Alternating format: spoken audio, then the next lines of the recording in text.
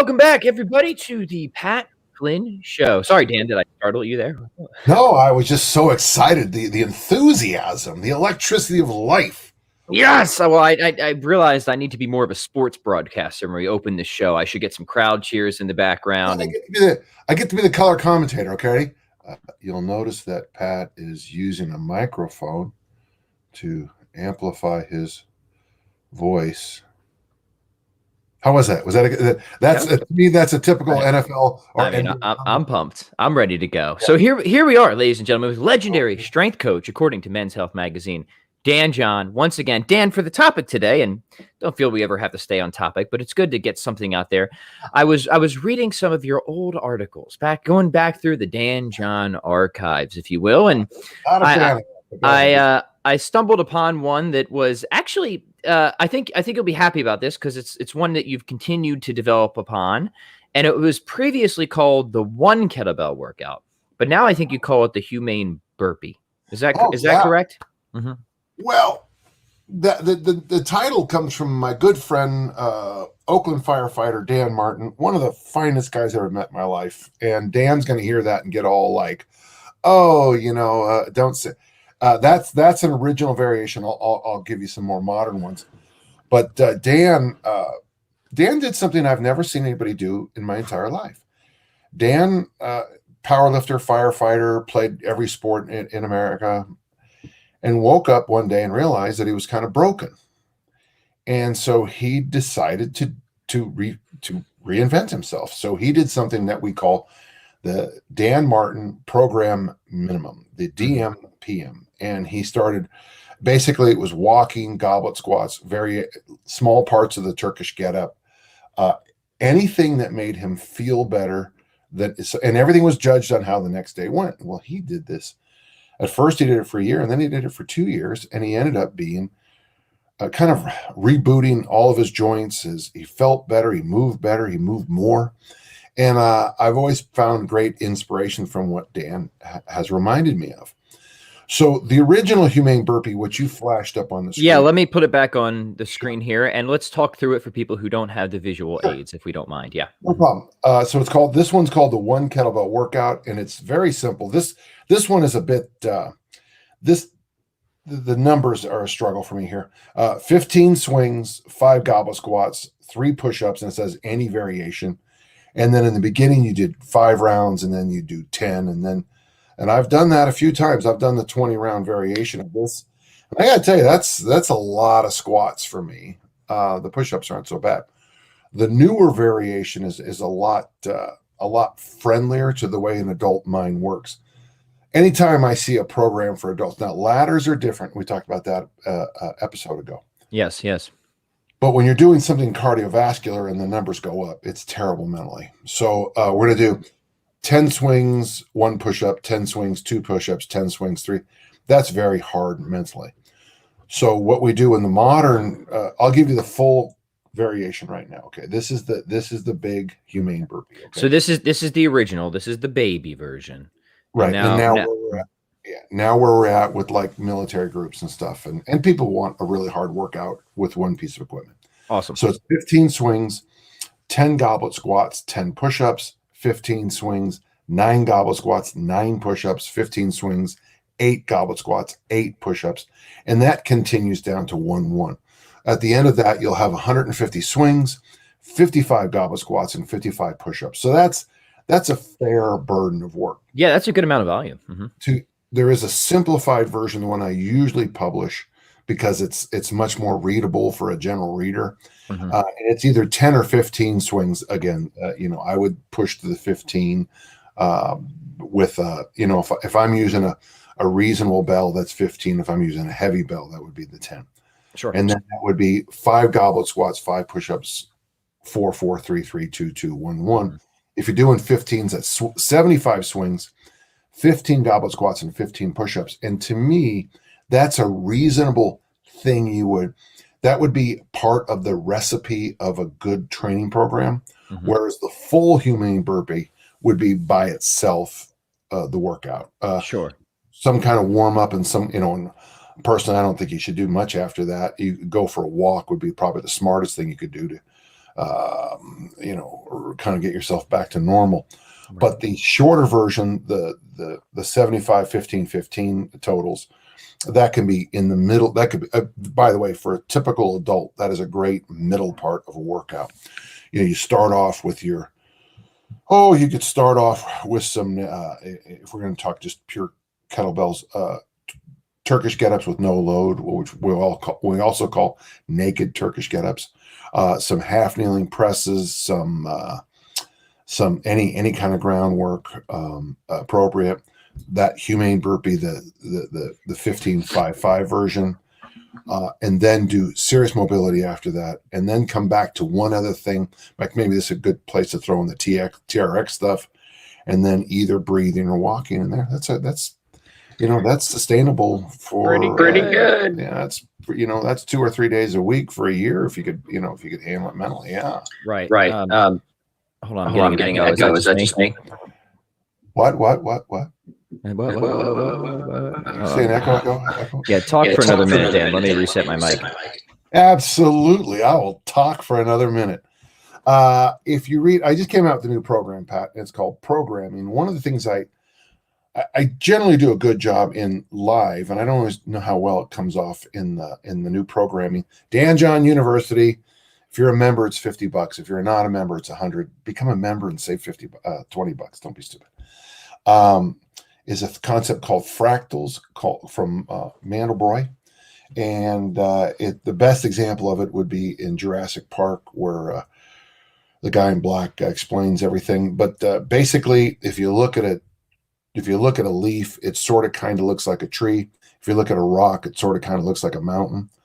And I think training should reflect, if you step back and you look at your whole life, you see a pattern to a life.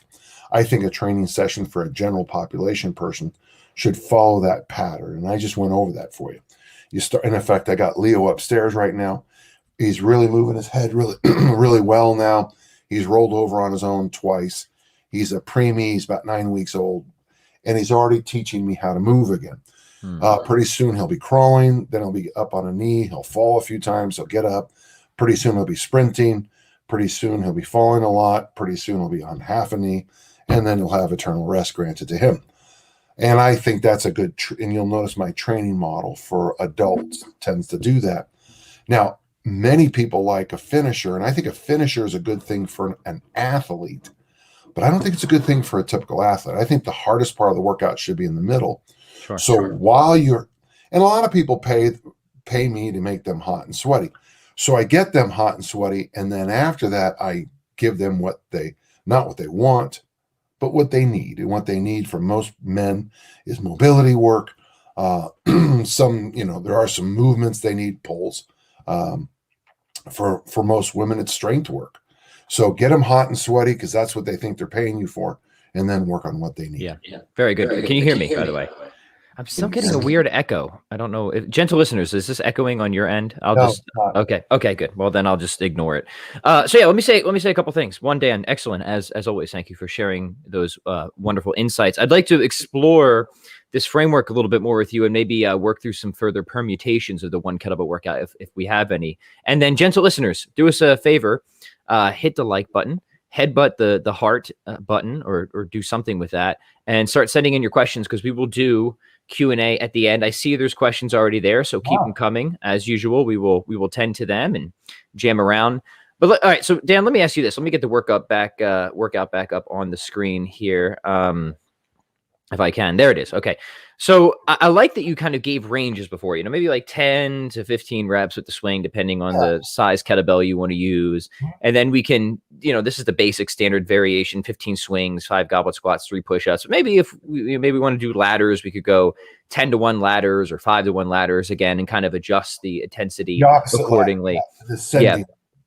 Descending ladders. Right. So ways that people could play different variations on a similar theme throughout the week, maybe pushing the intensity a little bit heavier, other times pulling it back, later in the week or something like that. So let me ask you this about exercise selection, right?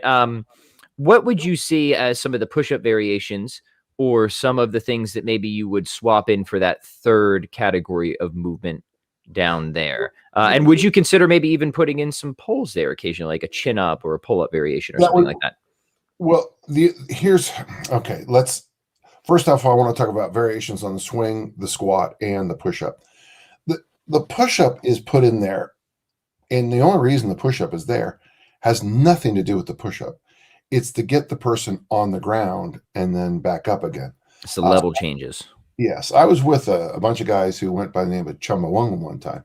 And I said to them, you get back down and then you get up again. By the way, Chumbawamba is one of my favorite 90s bands. They didn't hold up so well into the 2000s, and they you'll notice at their concerts they acknowledge my insights on the heart rate changes. So this is mandatory. If you do this workout, you have to play tub. Is it tub thumping? Was it tub thumping? Yeah, tub thumping. Yeah, I think that's the name of that actual song. I get knocked down, I get back up again. So and so the idea of the push-up really is just to get you on the ground and back up. If you wear a heart rate monitor and you have someone looking at it, they'll see that your heart jumps after the push-ups. And so what you get is an interesting kind of dynamic wave of a heart rate as you go. And I think, and this is nothing new under the sun, I think that having a heart rate waving up and down in a workout is far superior for your cardiovascular conditioning than steady state. Mm-hmm. I did not say steady state was wrong. I did not say it was bad. I just said, I personally think you need all kinds of variations for your cardiovascular training. I think there is a need for deep variations. I think high heart rate and then bring it down and then bring it back up, high. That's an occasional workout to do. Steady state where you go walk for an hour is obviously wonderful for you. But please don't get yourself in either or on cardiovascular training concepts. So that's why the push-up is there. My favorite variation is called the proper push-up. It's when you come to the ground, you put your chest on the ground, hands go off into a T, hands come back underneath, and you come up off the ground. This is now, the military is now using that as their test for their soldier athletes. So that would be variation number one. I like variation two, certainly the standard push-up, knees on the ground push-up, any kind of push-up you can think of. Another great one is what we used to call a T push-up. I have to be careful with my language here because our T push-up and someone else's T push-up are two different things, but that's where you hold a plank. I'm in the push-up position plank, and then I wave my right hand to vertical. So I turn myself into a side plank. I bring my right hand to the ground. I wave my left hand to vertical. So I'm in the side T position. And that's the rep, and I jump back up for swings. And again, that's great. And it's really good, I think, because every rep you have to kind of explore your shoulder stability as you, swing away on it. Push-up position planks are appropriate. Normal planks are appropriate. All I want you to do is just spend some time with both hands in the ground and some load on it. Variations on the swing. The Bulgarian goat bag swing combined with the goblet squat is what I call butt blasters. So the butt blaster 5,000, as everybody already knows, 10 Bulgarian goat bag swings, 10 goblet squats, 10 push-ups, 999-888-777-666. Nice. And by the way, that workout takes longer, and I think it's actually harder because the Bulgarian goat bag swing, you can slow it down, so you really are exploring the glutes and hamstrings on every rep, and you're not just. I've seen some swings where you're really not getting anything out of them. So, it's one of those things. If you don't know how to swing, don't swing. I like that. That's a good motto. Yeah, it's just you're going to get all the injuries, but none of the benefits. And I just can't recommend that for most people. Mm-hmm. Variations on the goblet squat. That's going to be now you're running into some. Now you're running into some strange places. But I guess you could. I guess there's someone who's going to say, "Can I do double kettlebells?" Yes, you can. And double kettlebell front squats, double kettlebell swings, double kettlebell front squats followed by push-ups. That's going to be really, really hard to do. Yes. And great for you. You did it. If you do double 24s, 15, 10, 10, 15, 9, 9, and you do double 24s, that's going to be a solid workout. If you do double 36s, call me when you finish. Yeah.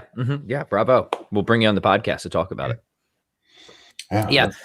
Good. Yeah. Good stuff, Dan. Well, I was excited when I saw the, it's always fun to, I like doing this for everybody that, of course, that I learn from and admire, but to see like an idea kind of in seed form and then see how it develops over the years. Right. So it was cool just to look back. And I think this was originally on T Nation again or something, the one kind of a workout, and to see like, here's where it started.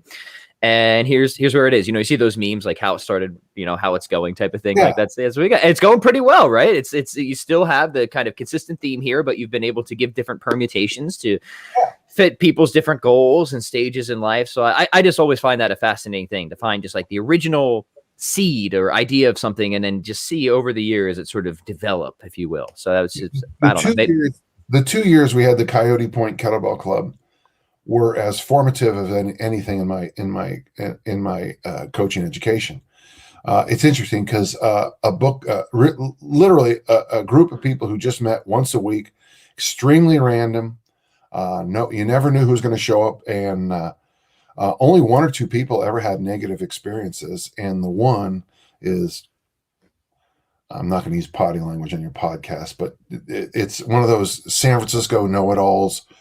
I didn't learn anything. How you could spend an hour and a half with disabled American veterans, retired firefighters, master kettlebell instructors, sports psychologists, gymnasts, professional basketball players, and not learn a single thing doesn't reflect on the rest of us. That's impressive. So it is impressive. Yes. How it'd be like, you must have had a very good education.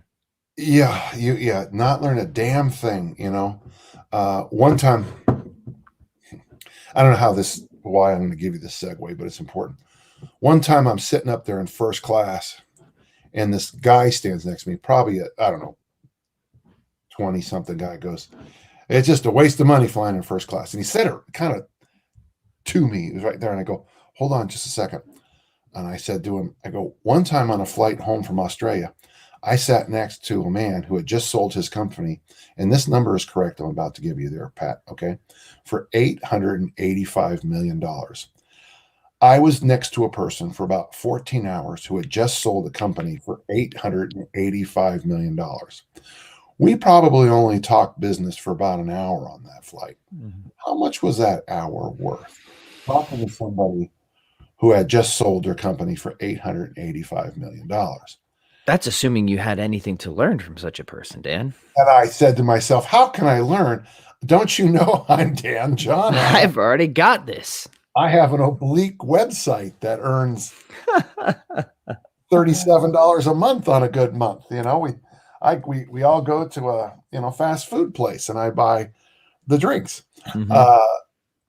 Sometimes you have to lower your, and it's tough. I mean, sometimes you have to lower your ego to learn, and it always amazes me. I learned this, actually, a good friend of mine, Gailey Colosimo, told me this one time. We were talking about these workshops that he said, and we used to have to go to these workshops for the schools, and they were just terrible sometimes. Oh God, they would have a guitar and sing to us for 2 hours. Oh my God, I could do that.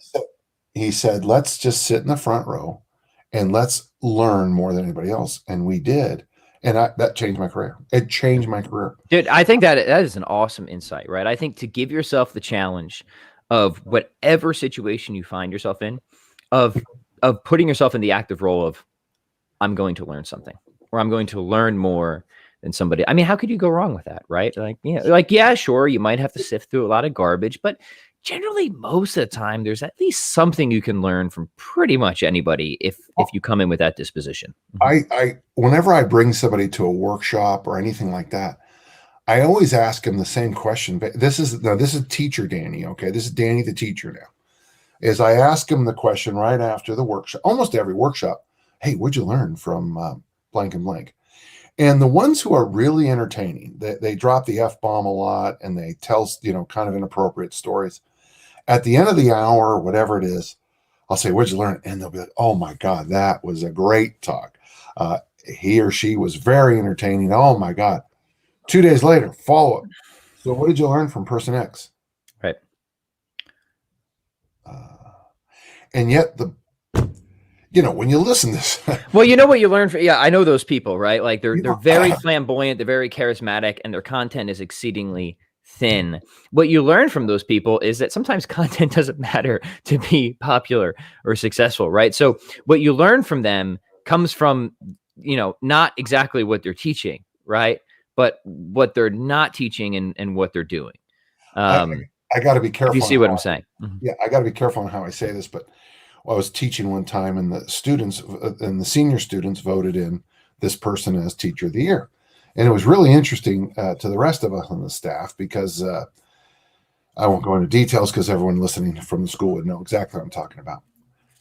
20 years later, I'm sitting with one of the students, and I said, it still amazed me. And the student just stopped me, and I started to tell the story, and he goes, I know. We talked about that later on. It was all he was. He was one of us. And here's the thing. I didn't learn a single thing and I got an A in the class. I didn't do a single thing and I got an A in the class. He was just one of us. And it was like, okay, I'm leaning in, like he goes, and I don't think that's what my parents were paying for. Oh, it happened. Finally, it only took 20 years, but they saw through, hey, Pat, I don't want to share any information. Hi, I'm Danjon. I'm a legendary strength coach, Danjon. What do you feel like learning, Pat? That's not what people pay me for. Mm-hmm. And here's the thing. If you want me to validate everything you believe in, I failed you as your instructor, your speaker, your clinician for the weekend. I have failed you. If I have validated, if you come in and all you do is nod all weekend and go, yeah, that's what I do. Yeah, that's what I do. Right. Yeah. We've talked about this before, right? Is that like the whole reason you're kind of seeking out a coach, right? Is probably because there's something you don't have figured out or something you're doing wrong, right? So if your coach is constantly just telling you how handsome you are, then your coach is your grandmother, and that's not what you need. Right. And the best coaches that I've ever had in my life, they often hurt my feelings, not by like intentionally trying to, but because they weren't telling me how handsome I was all the time. They were telling me, nah, Pat, you're off here, right? You're doing this wrong. I know you like this, but you shouldn't be doing this. You need to be doing it that way. You make stupid faces when you're playing the guitar. Your nutrition's out of whack. Your programming looks like junk. So you need to be doing this instead. And, that's a blow, right? That's a blow to the ego a lot of times. But that's what good coaches do. They give you said this at the beginning of the podcast, not necessarily what you want. Sometimes it might give you a little bit of what you want, but a good coach should give you what you need. And there needs to be the right expectations in a coaching relationship, right? If you don't have that relationship, and this is or that expectation, then there's really nothing the coach can do. The coach is a trail guide, right? If you don't understand what a coaching relationship is and that the relationship has to work both ways, the coach needs to be direct enough and bold enough and care enough to give you the quote unquote tough love when necessary. But you as a client need to be not just receptive to it, but that's what you need to be looking for. That's what you need to. If you just want somebody to fawn all over you and stroke your ego, well, look, I'll give you my PayPal address, and like we can just make this a lot easier than a coaching job. But like we'll just make the expectations very clear from the beginning. Like you're not going to make progress, but we'll do some stroking and stuff like that. That's fine. But that's not coaching. That's not coaching, right? A coach is a carriage with four wheels that takes you from here to there. And if you're going over cobblestones, it's going to be bumpy. And you said you wanted to go to Paris, and halfway there, you say you want to go to London. Well, or you want to go play with the flowers. That's fine. And yeah, I think you nailed it right there. That's not our task as coaches. What's nice about this little segue is I'm seeing the person right now. And I guess I'm bothered at a number of levels because I really did think higher of this person. This person then told Steve Ledbetter that, I didn't learn a thing, and then said some negative things about our group. And it really bothered me because if you think that you're going to train and everybody's going to have, there was a great book back in the 70s or something, and it really made a lot of us concerned about America because And in fact, and those of us in church work at the time used it to understand churches better. The worst image of a church is a room full of mirrors. And I think the worst image you can have as a gym is a room full of mirrors. And that's kind of my knock on the workout that shall not be named. Everybody starts to morph into 14-year-old boys, and when you go to and you'll notice those gyms only last about 18 months, I think, statistically anyway. But if everybody in your gym is in their late 20s, either single or just divorced their spouse because they met somebody at the gym, and everybody's eating the same thing, paleo this week. What's the new thing everyone's eating? Keto, carnivore, keto. And I got nothing against any of the diets, and I got nothing against this, what I'm saying. But if your gym quickly becomes a room full of mirrors, one of the things you're going to notice very quickly is at some level, you're going to start, the revolution eats its young. Pretty soon, the person with 6-pack abs is going to be shunned because they don't have 8-pack abs. And the person eating omnivore is going to be shunned because they ate a muffin when they were 6 years old.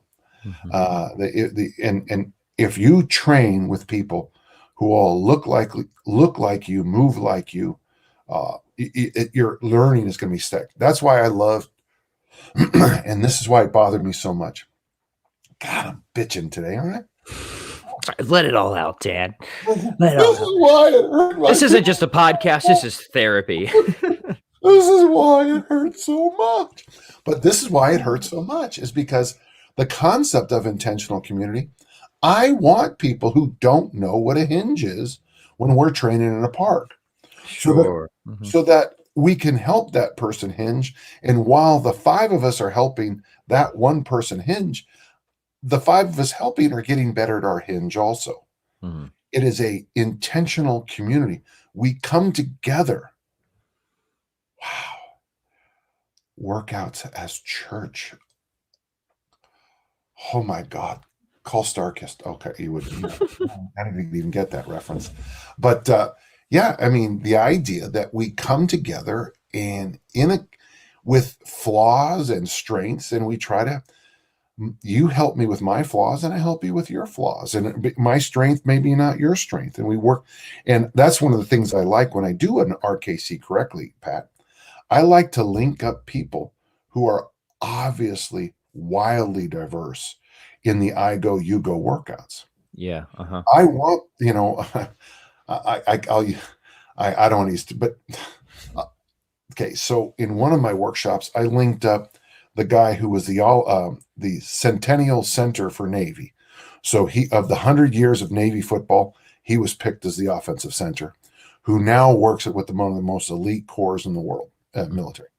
I linked him up with a guy who has a kidney issue and can't always go hard. They were perfect teammates together because the guy who has the kidney issue is a really fine coach and really insightful, but he has to waive his intensity over a 3-day workshop because there's no way, because of his physical issues, you can handle it. Whereas the big engine guy is just like, we can do 5 more. No, we can't. And it was good for both. And to me, that's coaching. Good. Yeah, no, excellent reminders, Dan. Is cramping. As always. Shall we take some questions now? Yes, but I have to stand up for a moment, okay? Yeah, work that cramp out. Somebody went keto. Yes, go ahead. All right, let's gentle listeners, now would be the time. Hit that chat box. By the way, we have a music recommendation first. Ricky Webster says, check out Chumbawamba's Small Town. He's been on that song since 1997. Dude, you and me both. I love their track Amnesia. Maybe instead of Pat Flynn's music this week, we will close out with the Chumbawamba song, and hopefully it won't hit us with a copyright issue. So we'll see. They will. Dude, I mean, like that time in the 90s, what was 97? It was Furbies, it was Pog, it was Chumbawamba, it was Pokemon, it was professional wrestling. This, of course, you can tell I'm a little nostalgic about these things, right? So yeah, good band. Can I say something interesting you're going to have the same issue with? Yeah, let's do it. In 1997, I had a 5-year-old and a 7-year-old. I have no idea what the hell you're talking about. Yeah. Well, that's interesting because the 5-year-old and 7-year-old, do you think they would have been collecting? You don't remember the Pogs? You don't remember the Pogs? Very little, but here's the thing. You're probably in the same place with 2021 cultural references. Right. You're so busy with the kids in the house. the cultural references are just flying past. You're missing because you're too busy cleaning up kitchens and rooms and other things, getting car seats, unmentionables. Yeah. Oh, the car seats. Yeah. Poopy diapers. We looked under a car seat the other day, Dan, and we're just going to sell the car at this point. There's no cleaning that up. So one of the things, there's these great, we got Leo upstairs, and he got his immunizations on Friday. God bless the little kid. And I'm going to send you a video. In fact, Please do. We'd love to see him. Yeah. He's really struggling with, the immunizations from Friday. And I told him it's going to be weird because when he first can hold his own bottle, you will be like, oh dear God, life is just so much better. Mm-hmm. And then not long after that, he'll be able to wake up in a morning by himself and pour himself a bowl of cereal and turn on the TV, and you'll be like, oh dear God, my life is so much easier. And a weird one is the day they can, well, by the time he's older, he'll be able to Uber himself around. But and when all of a sudden you just feel these moments in life where you just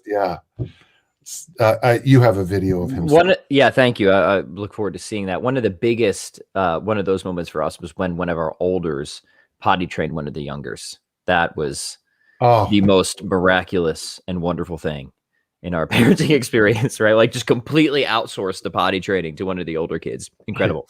All right, so let's go to the questions now. Raj, our friend Raj says, Pat and Dan, I find kettlebell snatches aggravate my calluses and my shoulders. Can I perform only swings for the hinge part of my training, or should I include minimal amounts of snatches? Yeah, if you can't, Raju, I can almost guarantee your technique has an issue. Okay. Yes, no, swings.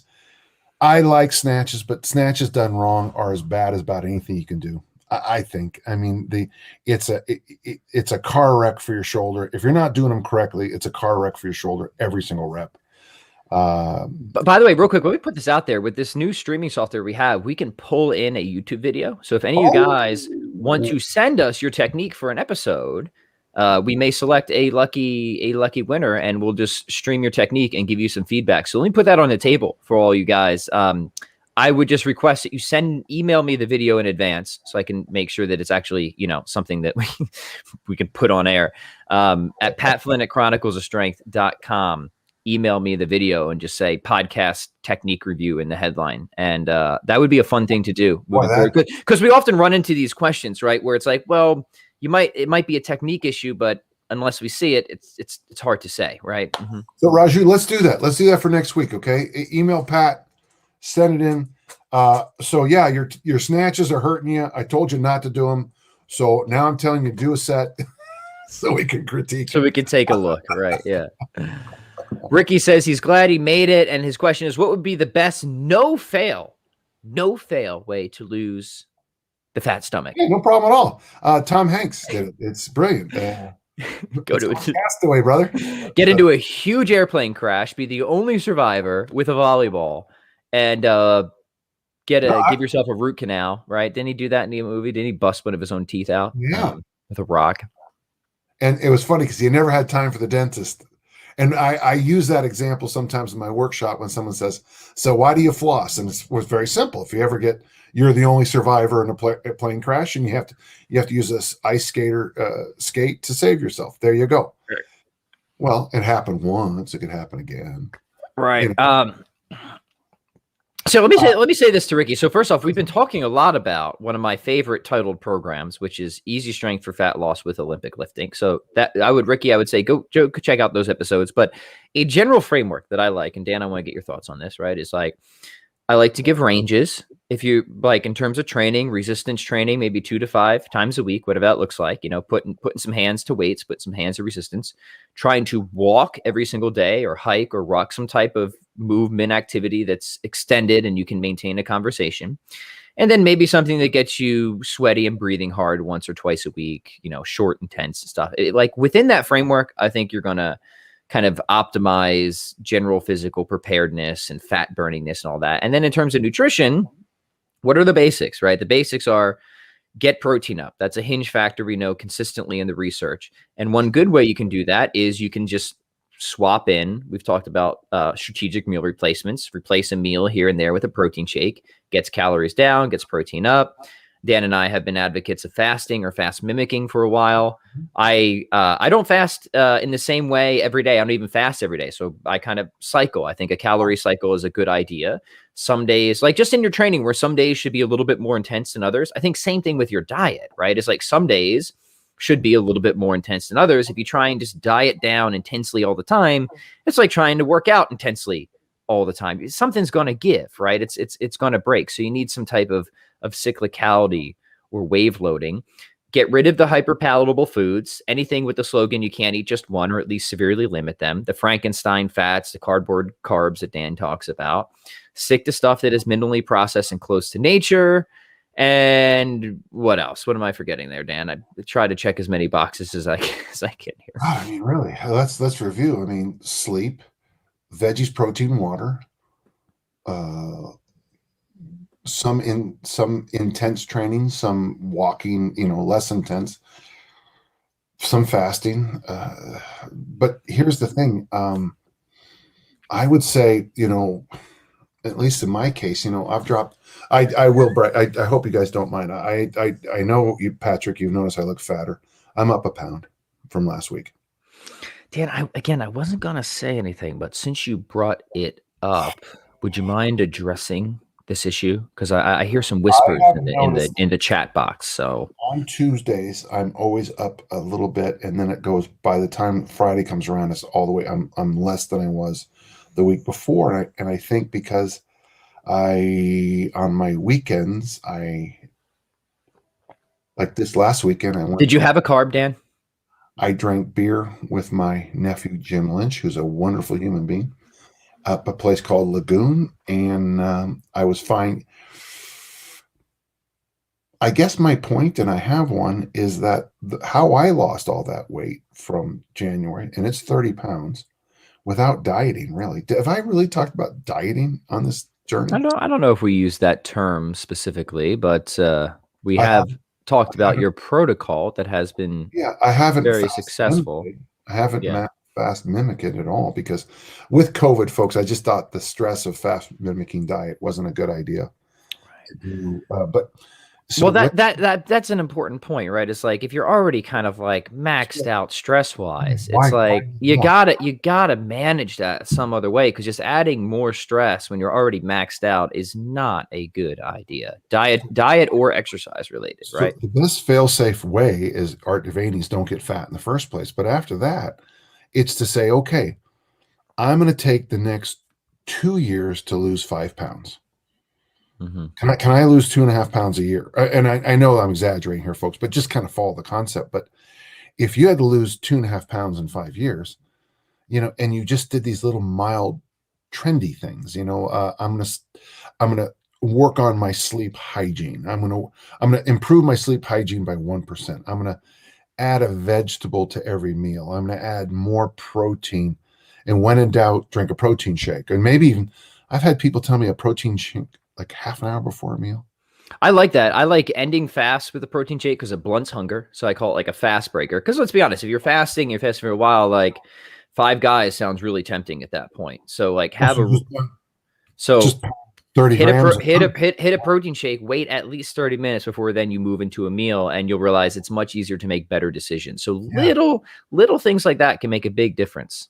And then this walking I do after every workout now, and then I'm tossing in another one, Pat, and it's only because of, and Pat, the issue, but no, I'm not going to share it here.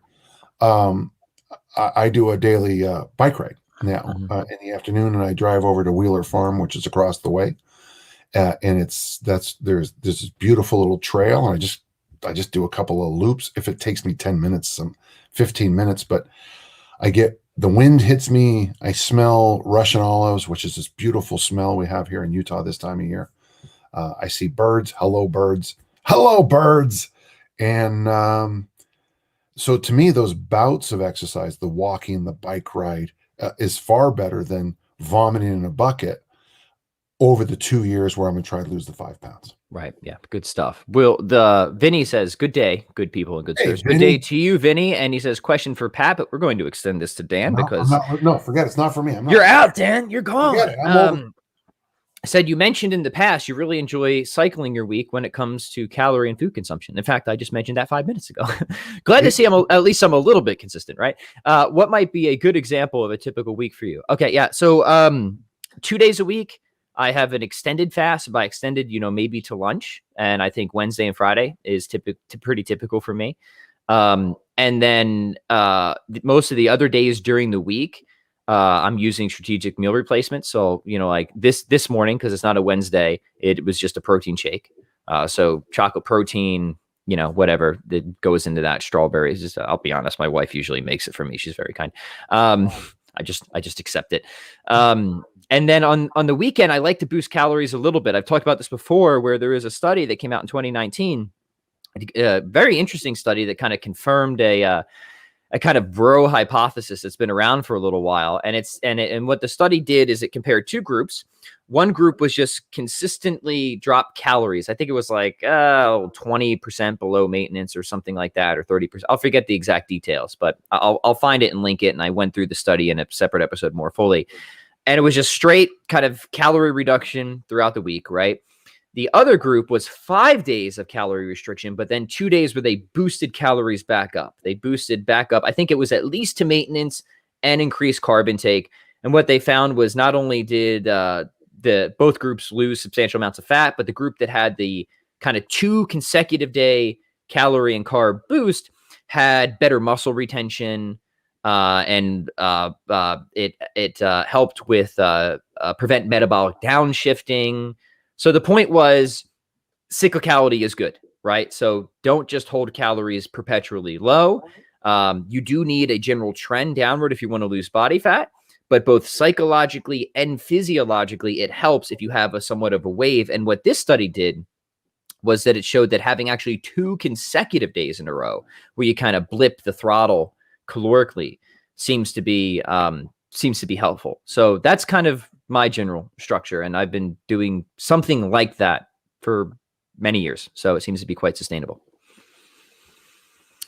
Ricky wants to know, what is the exact recipe of your shrimp and strawberry blend mix, and is that your usual breakfast of choice? Yeah, so protein, instead of ice, use frozen shrimp, chocolate whey, little diet soda, you're good to go.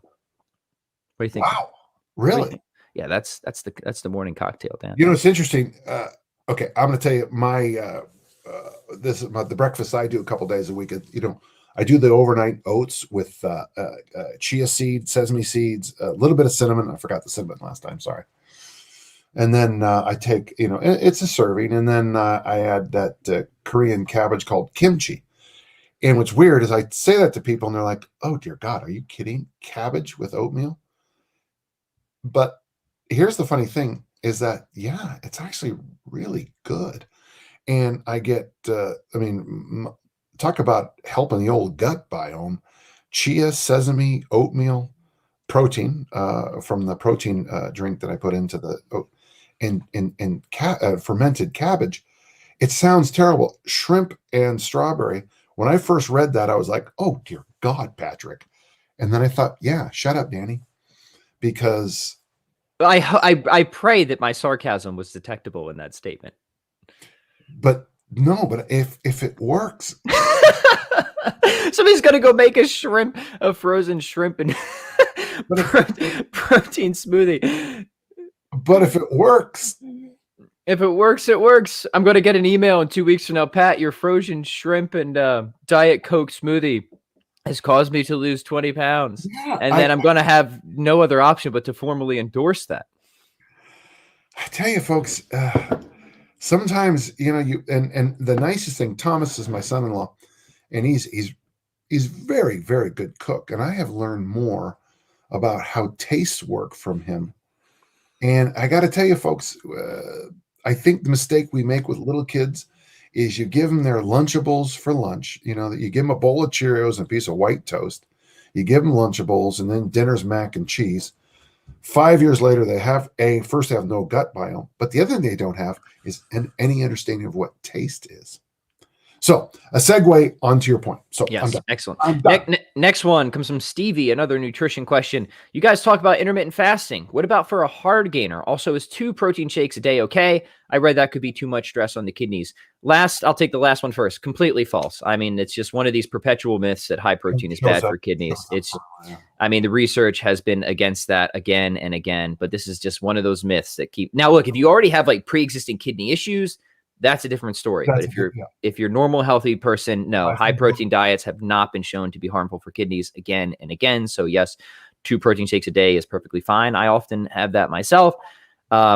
Intermittent fasting for hard gainers. Look, if you're trying to gain weight, you need calories. So fasting could be fighting against that. I don't think it's completely incompatible, but it's something to keep in mind. Dan, your thoughts?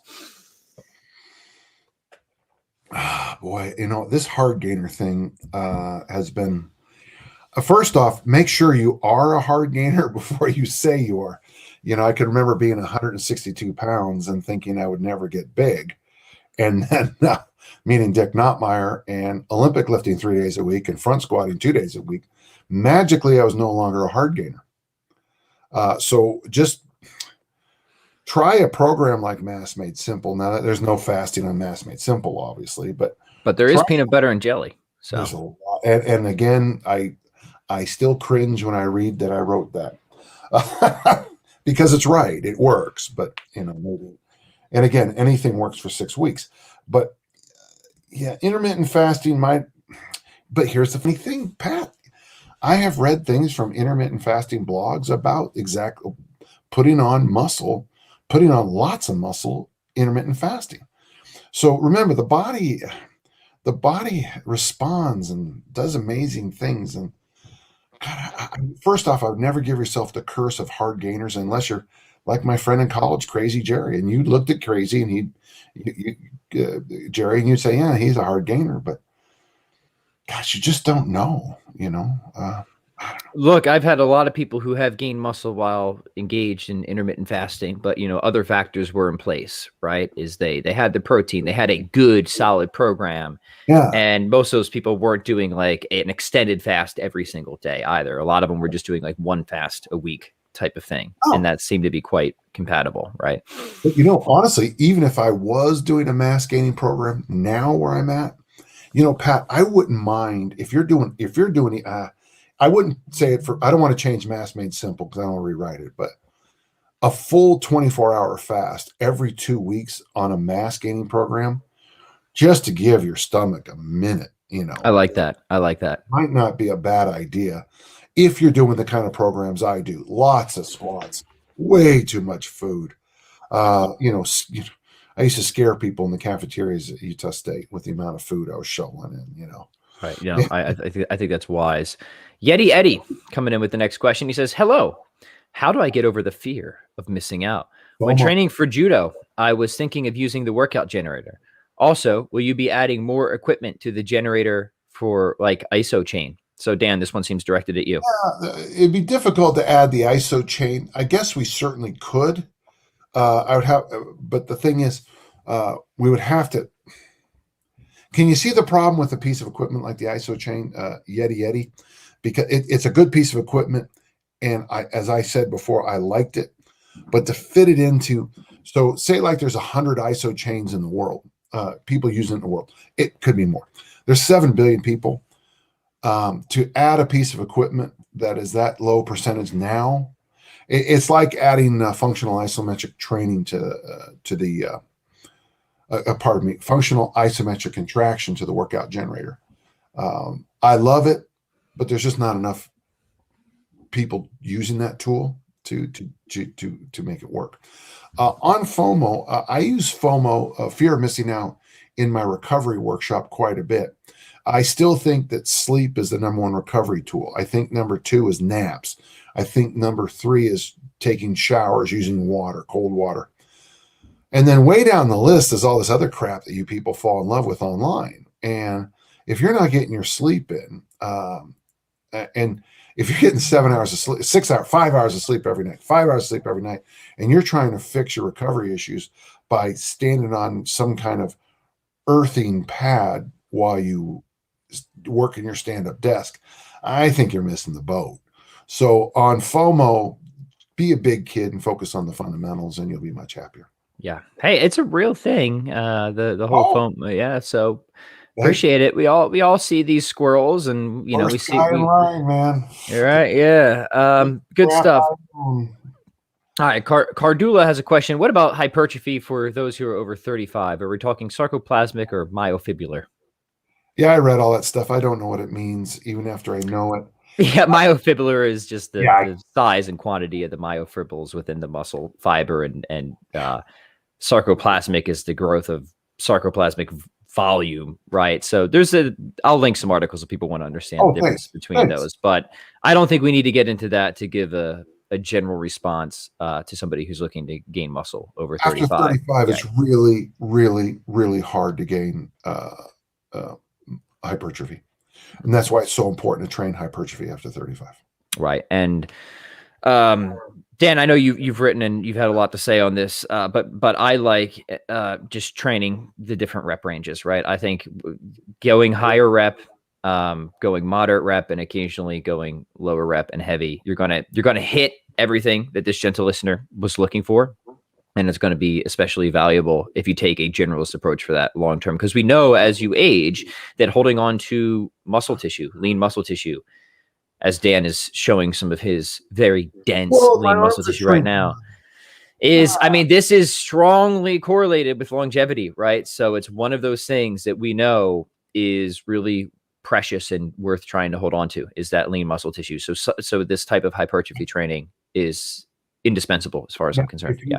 If you read the work of Rusty Moore, when he talks about the yacht body concept, or you read Pavel and he gets into his, you get this discussion comes up in Power to the People, I think.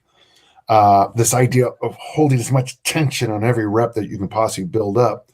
The yacht body look, where the person is clearly muscular, but not the more puffy. And that's the kind of hypertrophy I would prefer you have after 35. The idea of what they used to call back in the 60s, muscle spinning, that's high rep where you get the pump and it looks like you're training, seems to be less valuable as you age. But if you want to, if you just, if you're going to some place and you want to, meet members of, if you want to hook up or something, you got to do what you got to do. But, or you can just, learn how to dance, practice dental hygiene, and learn to talk to people you're interested in like a human, and you'll do much better. You'll do just fine. Travis says, what was the book you mentioned, Dan, about the church full of mirrors? Do you have the title for that? Sure. Who could forget? It's somewhere way back. It's in my head. Dan, you haven't done enough intermittent fasting. There was a new study that came out on intermittent fasting, again, in mice. So it's not always a perfect translation to humans, but what they found is that irrespective of calorie deprivation, so they fix calories, is that the mice who engaged in intermittent fasting did better on cognitive performance tests, like remembering how to figure out mazes and stuff. So the general inference from that is that intermittent fasting, again, irrespective of caloric control or deficit, seems to have unique benefits, possibly related to cognition, memory. So that's cool news, and it should encourage further research in humans, especially those who have cognitive issues like dementia or Alzheimer's. And I don't know, Dan, if you're having trouble remembering things, maybe it's time to starve yourself. Well, it's kind of funny because it comes up as Jimi Hendrix first. Oh, it was one of those books. It was like Passages was at the decade after. It's a book on the American community, living in America. It's just out of my head. I'm sorry. Gentle listener, I'm not always 100% able to instantly recall everything I've ever read because, when you read 2, 3, 4 books a week for 60 years, I'll try to do my best. I'll hang in there. I'll see if I can find it. Okay. All right. Well, let's just move on until then. We'll try and squeeze in a few more questions here. We are already closing on the hour, so it always goes by too quick. But Abhai, if I'm pronouncing that right, says, one of my goals is to press a 28. I recently finished Lean Made Simple with a 20. Now, how should I proceed? I don't know what Lean Made Simple is, so I don't have much to say about that. Well, Lean Made Simple is a program that's on Danjon University. It's very good. It's a this is your program. I figured with a name like that. it's a 4-week program. Okay, I actually is it Abhay? I'm sorry if I can't pronounce it right. I apologize. Abhay is Presser's Press, my friend. I answered this, by the way, on my podcast this week. So my podcast will have this question, but hey, man, Presser's Press. So if one of the things I recommend is using either the push jerk or two-handed press overhead of the 28 and do waiter walks with it, or just holds, do some rack walks with it, just get used to the load. And then, of course, you got to get the reps in with the bells you have, as many reps as you can. Okay. Cool. Well, keep an eye out for that podcast. All right, let's do one more here. I appreciate all the questions everyone sent in, and hold on to them for next week if we didn't get to it. There are just time limits, unfortunately. Charlie says, "Good morning, living legends." Good morning to you, Charlie. In John's parlance, I'm a mountain biker who lifts. What do you think about doing my hinge exercises in a staggered stance? I've never been a fan of it, but I know some people are talking about it now. I think anytime this kind of stuff seems to rise and fall. They were called B squat. About 30 years ago, the B squat, 20 years ago, the B squat became popular. And that's that staggered stance squat. And I was always like, oh, geez, most people squat like shit anyway, and now we're going to make it even stupider. Mm-hmm. So I don't like it, only because I like having a great foundation. That's because I'm an Olympic lifter. I like having a good foundation under you when you do a lift. But Pat, help me out. No, I'm with you. I think you're best sticking with the basics. I mean, if you want to play around with a few permutations every now and then, I think that's fine. But I mean, the same thing with because remember when people got real funky with the swings, like exactly where your feet should be angled, and then for a while people were like, put your toes perfectly straight, and if you don't have them perfectly straight, then you're wasting your time. And it was a bunch of nonsense. I mean, come on, it's just My hip surgeon, I talked to him about some of this stuff, and he just was like, and Dr. Gibbs, Danny was just like, don't they even, I mean, this is the human hip has he gave a number about the variation. Yeah, I mean, we naturally have about 10 to 20 degrees of external rotation. So like whoever performs with their feet perfectly straight, like show me this person and I'll show you somebody who probably has some messed up hips, right? Like that's just not how we perform, right? With our, so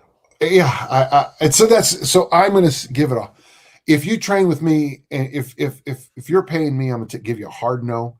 But again, you can do whatever you want and prove me wrong if you think it's valuable. And if you do go under hip replacement, I'll come visit you.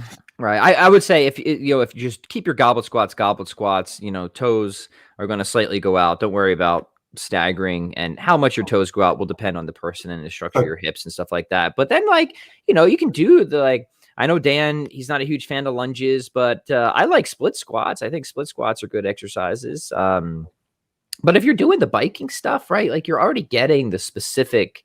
And if your feet are in clips, you're already so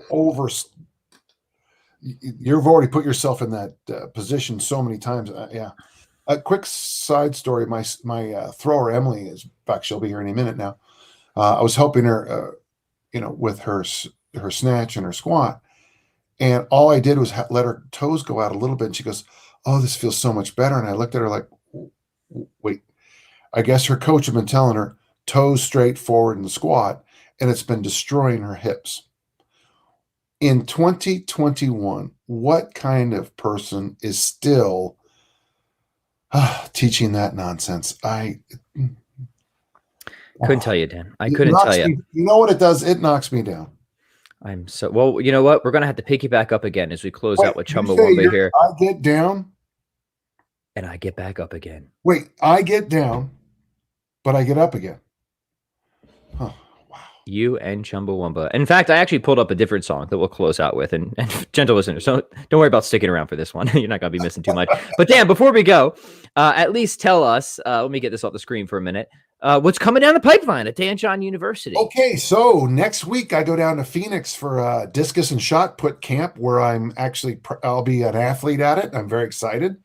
The week after is my next Olympic lifting week meet, and then the week after that I do that RKC there in New York City. So all my New York City fans, I'm trying to. Is there any place open in New York after about 7:00 that serves food? Let me know. I'd like to go.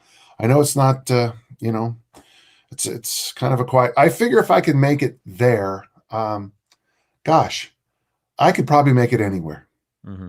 New York. So that's a nice couple of weeks for me. Discus shot put camp, Olympic lifting meet, and kettlebell cert 3 weekends in a row. We didn't get to it, but we got a question about how I put all this together, how I plan for all this. And it has to be done with the idea that if you work on something there and it's similar to here, it's that concept I used, training principle number 3. All training is complementary. So if I'm training for an Olympic lifting meet, it should be getting me ready for a kettlebell cert, which should be getting me ready for a discus camp. Let's just finish with this nice comment that came in. This is from Conrad. He says, gentle host, after 80 easy strength-ish workouts, I am now convinced that you're sneaking to my backyard and making my kettlebells lighter somehow. Conrad, you weren't supposed to know that. Yeah, figured it out. Yeah, man, we spent a lot of money on this. The number of operatives we've been to make a grinder quiet. To keep the farce going? Oh, boy, yeah. Mm-hmm. It has been brutal. It has been brutal. I have been loading your kettlebells with those little styrofoam peanuts, and I got to tell you, they're hard to come by. Mm-hmm. Amazon's been stealing them all. Yeah. Hey, congrats to you, Conrad, for just sticking with the process, trusting the process, and getting results. Cheers, my brother. Conrad, there's actually something wrong with you. I'd look into this if I were you. Yeah. Very few people ever do 5 workouts. 80 is. That puts you on the. We might have to have a conversation. I'll get a pen and paper. We'll get a couch and we'll talk. Awesome, Danjon. Always an absolute pleasure. Same time next week. Same bat time, same bat channel as always, Patrick. Thanks for everything. I love it. Okay. Thank you. Here's Chumbawamba, guys. Peace. And with that, I leave. Dan, don't feel like you need to stick around. We're going to jam here for a while. Back soon. Bye-bye.